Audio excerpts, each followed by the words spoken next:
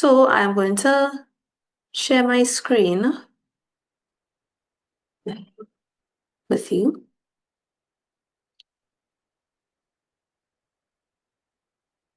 And we are continuing on the topic attributes of a godly servant, a case study of Nehemiah. So we would have begun this topic last week, and we would have given a little overview as to what we mean by to serve, and as well as a little background into Nehemiah. So these were the questions that we were asking ourselves, and as we explore the study tonight, I want these questions, my prayer that these questions will be answered as we explore. So the questions were, what does it really mean to serve? Who qualifies as a godly servant? Whom are we equipped to serve? Which attributes do I possess as a godly servant? So at the end of the day, we want to go away or take away something that we want to apply to ourselves personally. And are there any servant qualities or attributes that I seek in order to help me to live out 1 Peter 4:10 to 11? The scripture verse comes from our theme, empowered to worship, equipped to serve. And we said to serve means to work for as a servant, to do services or duties for, to give service to aid, to assist, to help, as well as to give obedience and reverent honor to. So these are some of the definitions coming out of to serve.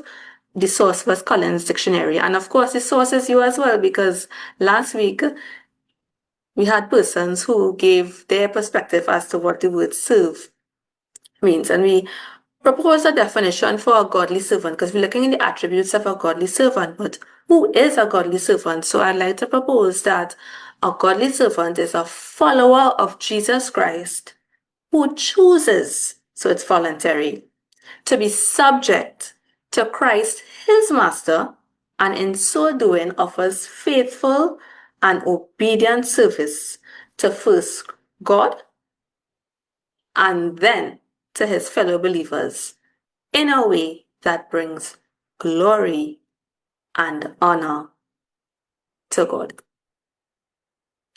And I just don't want to just run into the attributes. I just want to just do a quick review of who is this guy, Brother Nehemiah. Who is Nehemiah? Well, Nehemiah, whose name means the Lord comforts, he was a Jewish highly placed statesman in a palace in the Persian city of Susa. He served as a cupbearer to King Artaxerxes Longimanus, the Persian ruler at that time. Nehemiah, upon hearing of the ruin in which his homeland Jerusalem lay, from Hanani his brother, sought permission to return to Jerusalem to rebuild the city walls. In 444-445 BC, Nehemiah led the last group of exiles back to Judah, and this was in line with the fulfillment of God's promise to return his people in Deuteronomy 30, verses 1 to 5. Now, this paragraph may sound nice, but it may not mean much if you don't understand the context or the background.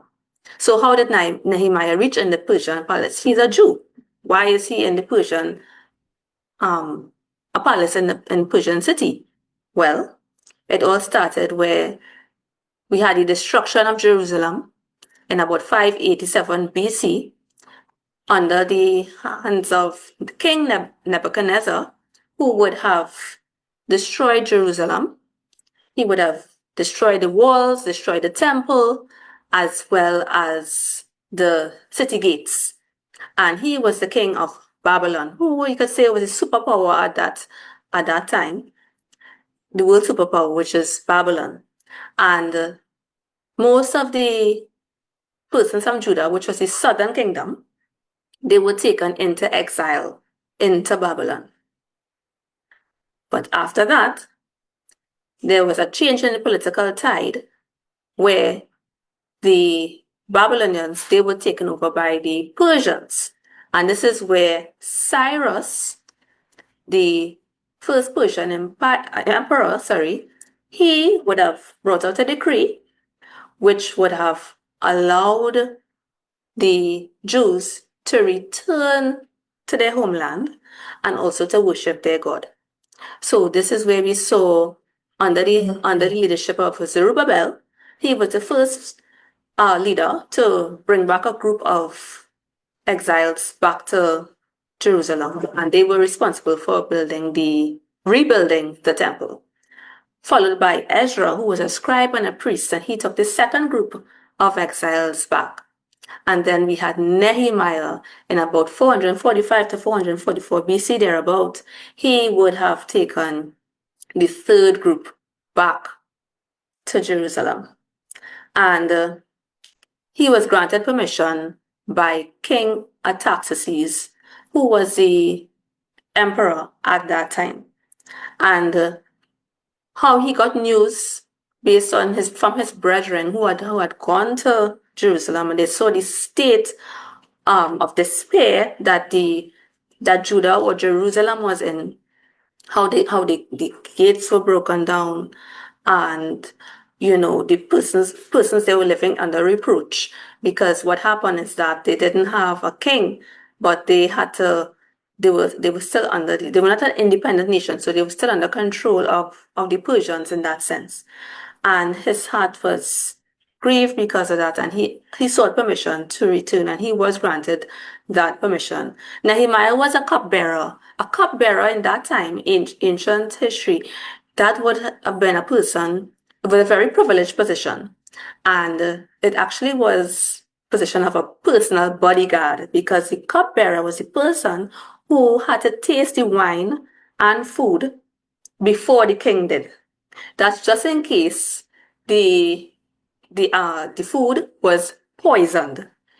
So the cupbearer had to be a very trustworthy person.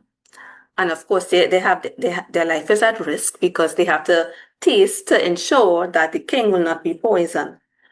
And so being so close to the king, the cupbearer also was like a trusted advisor. So, the cupbearer had to be somebody of trustworthy character. And what we saw is that once Nehemiah arrived in Jerusalem, he successfully mobilized his people to begin construction of the city's walls and gates. You see, it was a big problem, the gates not being up, because the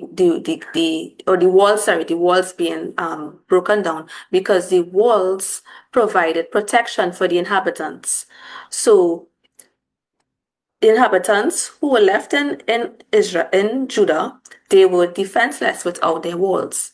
So the walls were constructed in a record of 52 days, because it's over 100 years these walls would have actually been broken down. So this was done in a record of 52 days, and this was done despite consistent opposition led by Tobiah, a guy called Tobiah, Sanballat, and Geshem. 3 persons, and these are 3 persons, but there was actually an crew, because the opposition grew, the numbers grew from as time went on. And these persons had a serious issue with the fact that Jerusalem was being rebuilt and being restored. And they gang up together, they came together to try their best. They used so many different tactics. They used mockery, they used ridicule. They would have used even a plot of violence towards the Jews to try to stop the work. Trickery, even character defamation against Nehemiah. And it was consistent and it was ongoing. And following the completion of the walls, Nehemiah and the scribe Ezra worked to restore religious and social reforms, such as enforcing of the law of Moses. Because the reason why they found themselves in this predicament of being taken into captivity into Babylon in the first place is because of their disobedience, because of their spiritual apostasy, idolatry. They continuously disobeyed the dictates of the law, and as a result, in Deuteronomy 28, it was said that if it is that the persons my people, God saying, my people continue to disobey me, I will scatter them across the nations. And that is exactly what we saw happening. So Nehemiah, along with Ezra, they were trying now not just to restore the city physically in terms of the walls, but also to be able to restore them spiritually as well, bring them back into covenant relationship with the Lord. So, the question we asked ourselves earlier is, whom do we serve as godly servants? So we jumping into Nehemiah to get a better understanding. Now, in chapter 1, verse 6, Nehemiah acknowledges that he is a servant of God. So, it's in red, and it's showing us that who we serve, first and foremost, we serve God. So we are servants of God. I would have said last week that if we look at the master-servant dynamic, we would have seen on one end, we see God as having a full claim on our lives as believers, as followers, and we the followers or the servants, we have a full commitment to Him. So our master, which is God. So Nehemiah would have said, let thine ear now be attentive and thine eyes open, that thou mayest hear the prayer of thy servant. So he acknowledges that he is a servant of God, which I pray before thee now, day and night, for the children of Israel, thy servants. Nehemiah also acknowledges that he is a servant of God's people. So the people whom he serves, he would have led those who were in exile. He was the third group that that went back to Judah or to Jerusalem, and they would have worked together to rebuild the city's walls. And here we have Nehemiah acknowledging that it's not his people, but it's God's people. Chapter 1, verse 10. Now these are thy servants and thy people, whom thou hast redeemed by thy great power and by thy strong hand. Brethren, in ministry at times, I speak to myself too, because sometimes you can be so passionate about God's work, which we are supposed to be. Yes, we are supposed to be passionate. We're supposed to be, committed to the cause. And sometimes we may face disappointment along the way. Or sometimes we see the state of what's happening with the people we serve, and we feel as though we have to change it. We have to do it. And sometimes it may come to an extent where we feel as though we own persons. And so we have to be careful with that understanding that it's God's people and that He is the one doing the work through them. And we are conduits, we are agents who He will use for His glory and for His honor. So we are servants. Who are we serving? God. We are servants of God, and we are also serving God's people. What a privilege. Now, this is where now I begin to list some attributes of a godly servant. Again, the case study is Nehemiah, so we're looking at Nehemiah. So based on these verses, we would try to work out what is the attribute that Nehemiah had in his servanthood. So the attribute will come up last. So it says here, when a company of Jews who had come from Jerusalem came to Nehemiah, he inquired about the welfare of the Jews back home, as well as the state of Jerusalem. That's chapter 1, verse 2. We see here Nehemiah is showing interest about what is happening back home. Verses 3 to 4, same chapter. Upon hearing the disastrous report about Jerusalem, Nehemiah wept and mourned, fasted and prayed. What is this saying about Nehemiah here? Look at what the report has driven him to. Following this, while Nehemiah was fulfilling his duties for the king noticed Nehemiah's sad countenance, and he commented on it. So it was obvious enough that the king noticed the effect that it was having on Nehemiah. Nehemiah responded by explaining that it was impossible to not be sad when his homeland lay in ruins. I mean, like, come on, like, how could I not be sad about this? So, Nehemiah had a burden for his land and for his people. He was burdened. He was grieved about the situation, about the demise of his people and his land. So it was affecting him to the extent where he was weeping and he was mourning. When you mourn, you normally hear about associate the word mourn with a loss or funeral, grief. So this is the extent. This is something that Nehemiah was going through. So what we would propose, one of the attributes is that a godly servant is concerned. Concerned about what? Concerned about the persons whom they serve. Concerned about the ministry that they are serving in. There has to be a passion. There has to be a burden. If there's no burden, we see sometimes people are in bondage to different things. People are held captive by certain things. It is supposed to affect us, because if it doesn't affect us, it will obviously prevent us from taking action. We wouldn't feel compelled, I use that word here, to care. Wouldn't feel compelled to serve for that figure because there's an apathy. So persons are dying and going to hell. Oh, well, persons come to church and they just attend service. There may be no spiritual growth, no spiritual edification. We may not be bothered, but we are supposed to be bothered. So whatever it is that God has laid on your heart, what area to serve in, there must be that burden for those who we serve. Secondly, we see in Nehemiah, upon hearing the disastrous report about his people, he sought the Lord day and night in prayer, beseeching God to be attentive to his cry and his plight. He also sought the Lord for favor as he was about to approach the king on this matter. And right now we are into 40 days of prayer concerning our nation. And we see here that Nehemiah sought the Lord day and night in prayer, beseeching God. He's begging God. He's asking God to be attentive to his cry and his plight.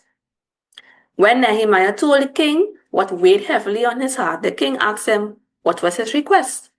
What we see here, before Nehemiah answered, he consulted God first. He could have just given an answer, but he sought the Lord first on the matter. In the midst of ongoing intimidation tactics from Sanballat, Tobiah, and others, Nehemiah discerned that his enemies were trying to halt the building of the city's wall. This was the end result, the ultimate aim of Nehemiah's opponents, to get them to halt the work, to break their spirit, and to wear them down. And this is what the enemy of our soul does, Satan. He tries to wear us down, to distract us, cause us to give up. Intimidation tactics. So many different ways he would try. And yet Nehemiah acknowledged the need for supernatural aid in light of this. In light of the opposition, he acknowledged, I need God. This is God's work. I need God. I cannot do it alone. He said, now therefore, in chapter 6, verse 9, this is where the enemies were trying to get him to meet with them and have a conference. And they were trying all kinds of things just to distract him. Character defamation. They told him he was trying to be king and rebel against the king of Persia. And there was rumors going around. And he was in the midst of it. He said, now therefore, O God, strengthen my hands. So Nehemiah acknowledged his need for God's direction. So a godly servant seeks God's direction. We have to seek God's direction in ministry. As a servant, we must seek Him first. Trust in the Lord in all thine heart and lean not unto thine own understanding. All thy ways acknowledge Him, and He shall direct thy paths. Proverbs 3, 5, and 6. Let that be foremost in our minds. We have to seek God's direction in every matter with regard to servanthood. Nehemiah reported that the governors before him extorted the poor. That is, taking their food, taking the poor people's food and money through coercion or force for the ruler's advantage. So what was happening in chapter 5 here was that the poor persons were complaining that, the the richer rulers of the time, they were lending them money, but lending them money with interest, which was actually against what is said in the law, the Mosaic law. You're not supposed to charge interest to your own people. And they had to find themselves mortgaging their lands and their vineyards and even selling their children into slavery in order to pay off debts and to pay these exorbitant interest rates in some cases. And Nehemiah, he, in Trini language, he buffed the people about it. And he said, here's what governors, so Nehemiah served like a governor in that dispensation. He was saying that, here's what people before me, this is what they did. This is what some of them did. They took financial advantage of the people, but I cannot do that because of the fear of God. Chapter 5, verse 15.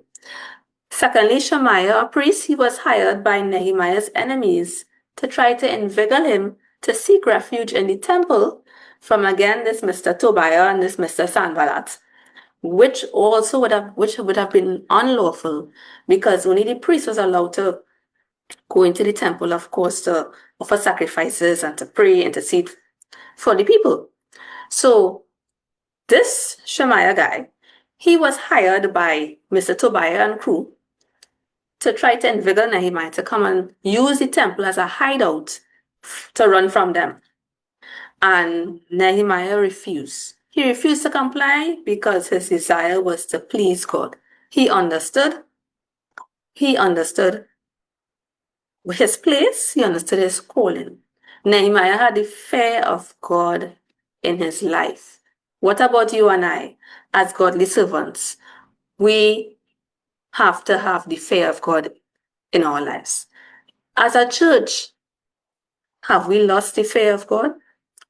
Sometimes we think that we can do as we please and still come and serve, quote unquote, serve from Sunday to Sunday.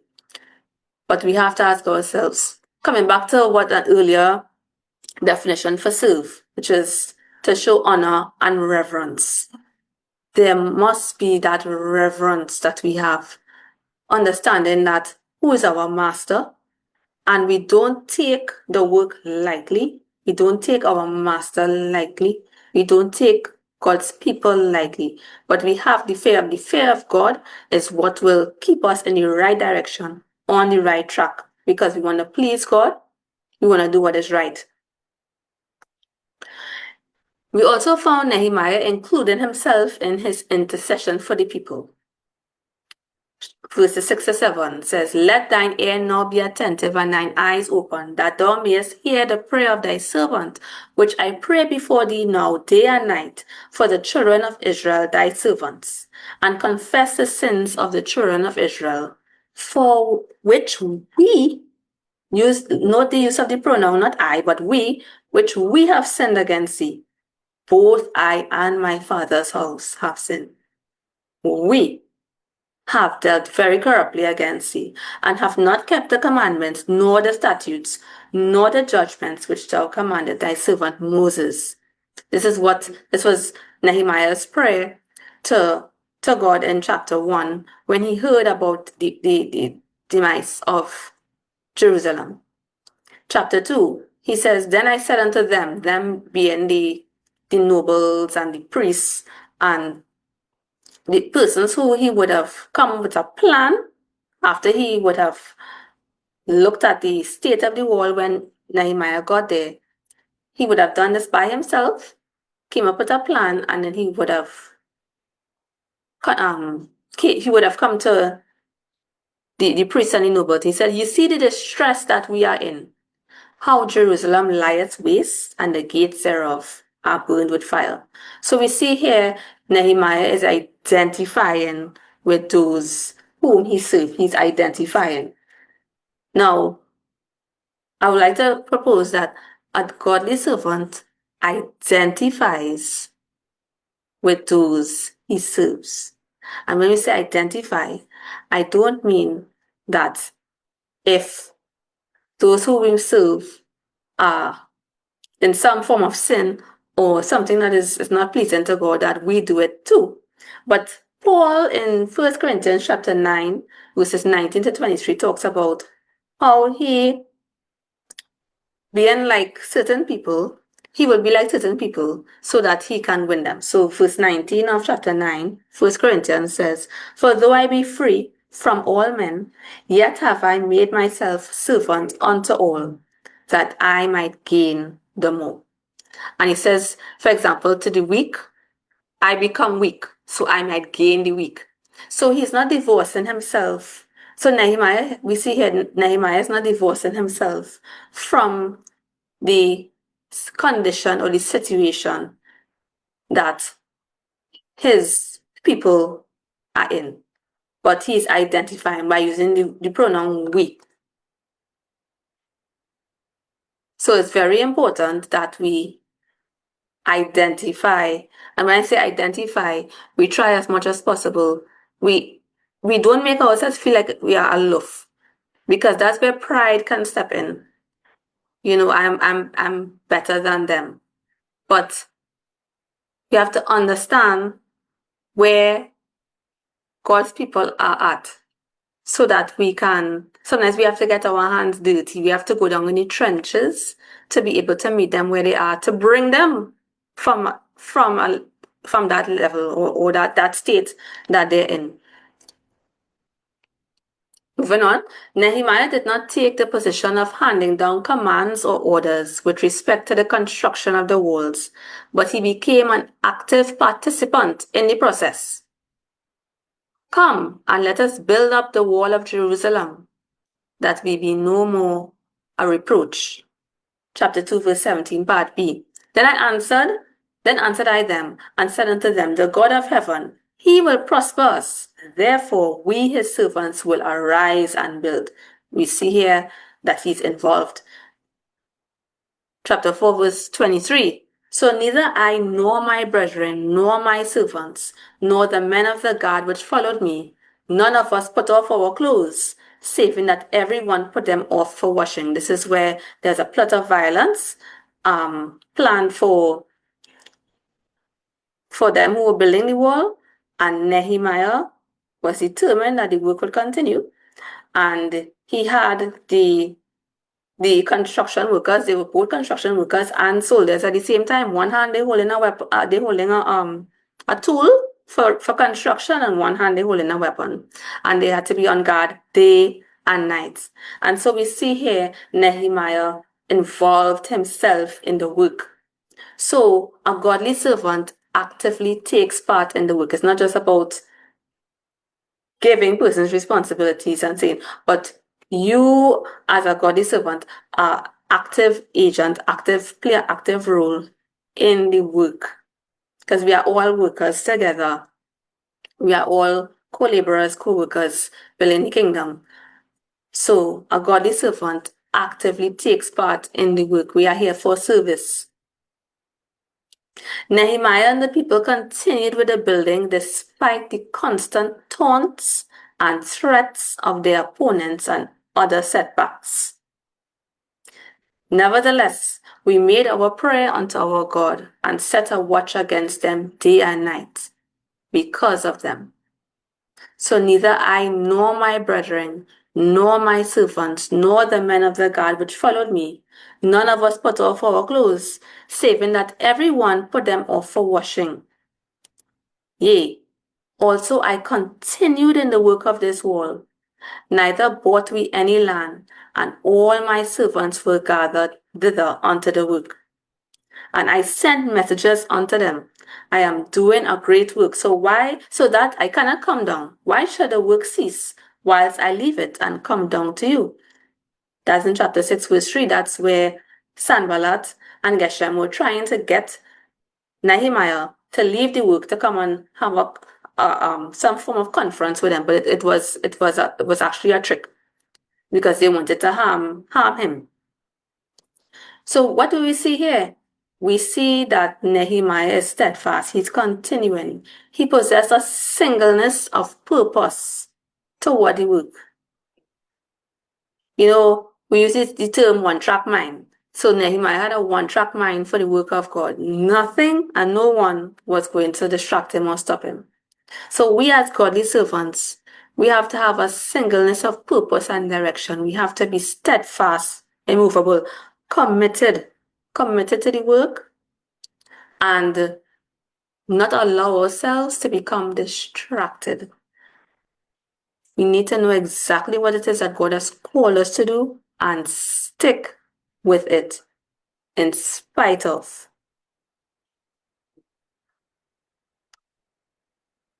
Moving on, Nehemiah gave up his prominent position as cupbearer to the Persian emperor to devote himself to the mammoth task of rebuilding Jerusalem and restoring his people. For the sake of time, I wouldn't read all the comments on the slide, but what was happening here is that Nehemiah, he was selfless, because this position that he had as cupbearer, it was a prominent position, as I said earlier, and he now decided that he would, because of the plight of his people that was bearing so heavily on him, he decided to leave his prominent position and work as a servant. But of course, he had the practice of working as a servant, as a cupbearer, because that's a servant position.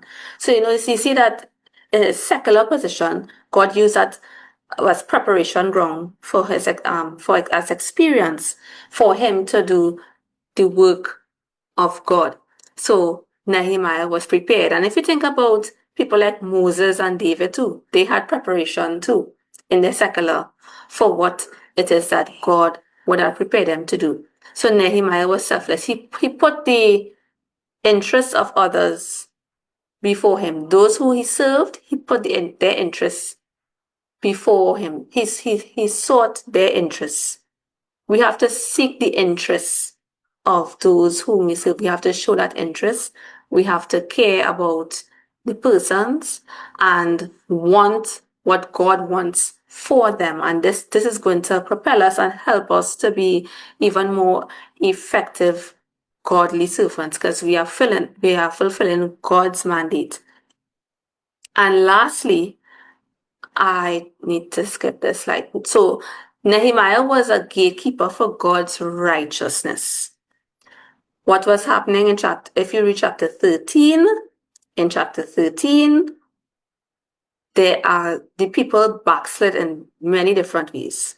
First of all, they had the enemy Tobiah living in one of the chambers in the temple. That was a big no-no. Nehemiah kicked him out. He wasn't having it. Also, what they found is that the